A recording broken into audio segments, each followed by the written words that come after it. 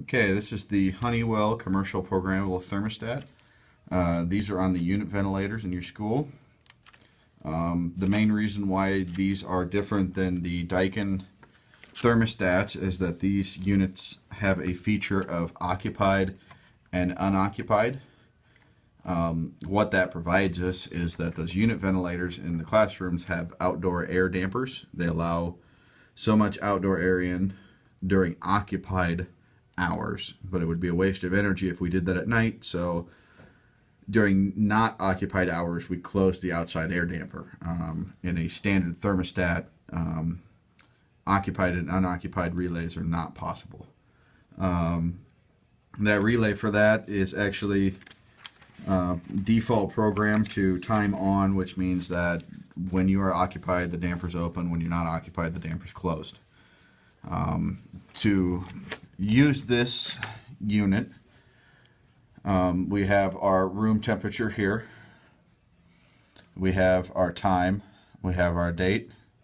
We have our system. There'll be a snowflake or a little flame depending on whether we're heating or cooling. We have our little house here, whether we're occupied or unoccupied. So occupied, not occupied, the little guy's on the outside. Occupied, the little guy's inside.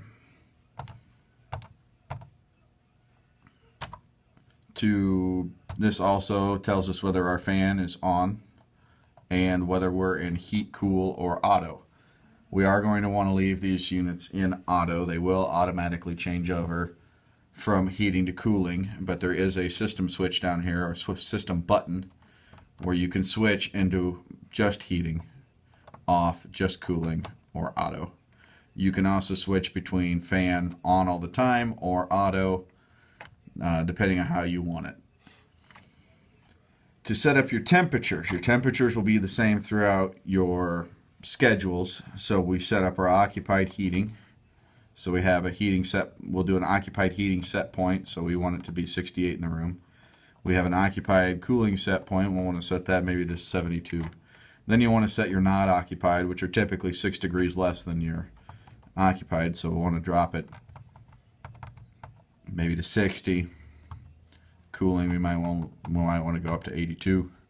Those are completely adjustable, and those will be for your entire schedules, Monday, Wednesday, Thursday, Friday. To change your day or your time, you're going to go ahead and pick your day. So today is Tuesday. So you can pick whatever day of the week it is when you program it. Your time. You press your time. Press your these up buttons up here, up and down for the minutes, and then just press this time button again for the hours. So we'll say it's 6:20 p.m. at night. To get out of that, we go ahead and run schedule. Now if you see that's Tuesday, 6:20 at night.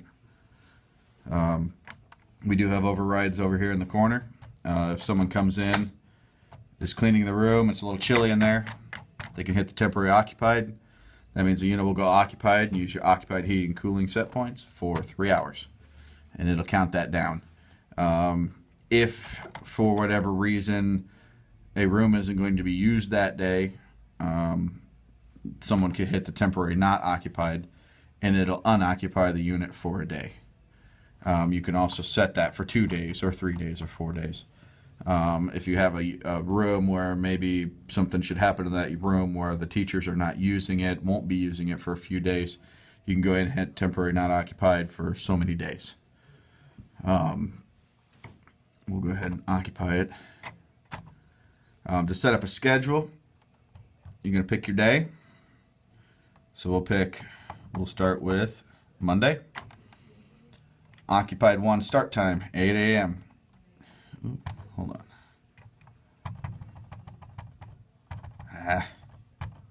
Monday. We can go ahead and go to, if you press the up button, it'll slowly take you up. We'll say we'll start time at 8:30. That means that at 8:30 in the morning on Monday, this unit is going to be occupied. There are second occupied times. If there is any number on any of these second occupied or unoccupied times, you'll want to clear the start time. We don't use the second set of occupied times. So we have one occupied time of 8:30. Then you're going to pick a not occupied time. not occupied time 1, and we'll go ahead and it gets going pretty fast here if you press and hold it. We'll go 4:45. That's our start time for our unoccupied. So what we have is on Monday we have 8:30 a.m. we occupy the unit. We use the occupied temperatures. At 4:45 we become unoccupied. We use the unoccupied temperatures. To copy this, you press the copy button.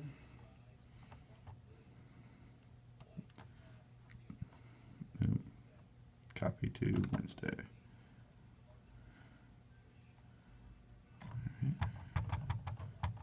Press Monday, press the copy button, copy Monday to Tuesday, press the copy button again,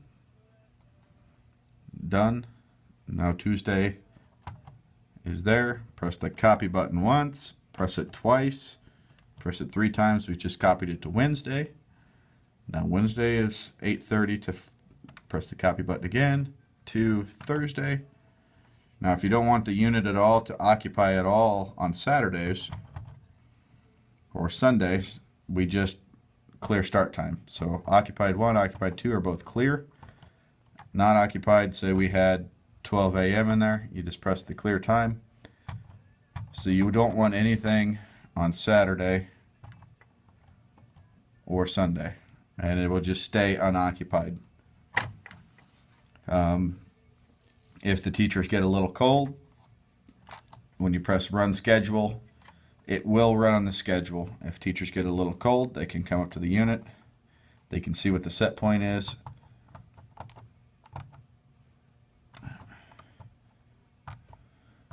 And they can set the set point up. Or they can go down with the set point. It only allows a couple of degrees either way.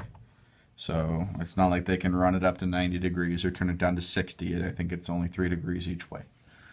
If they want information on the unit, you press the information button. It'll show the humidity percentage and the set point that it's running at. If you press the run schedule button, we want our room to go to 75 degrees.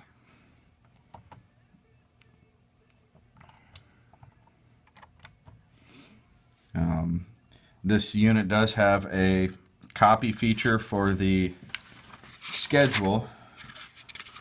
If you go into the installer setups, there is a copy.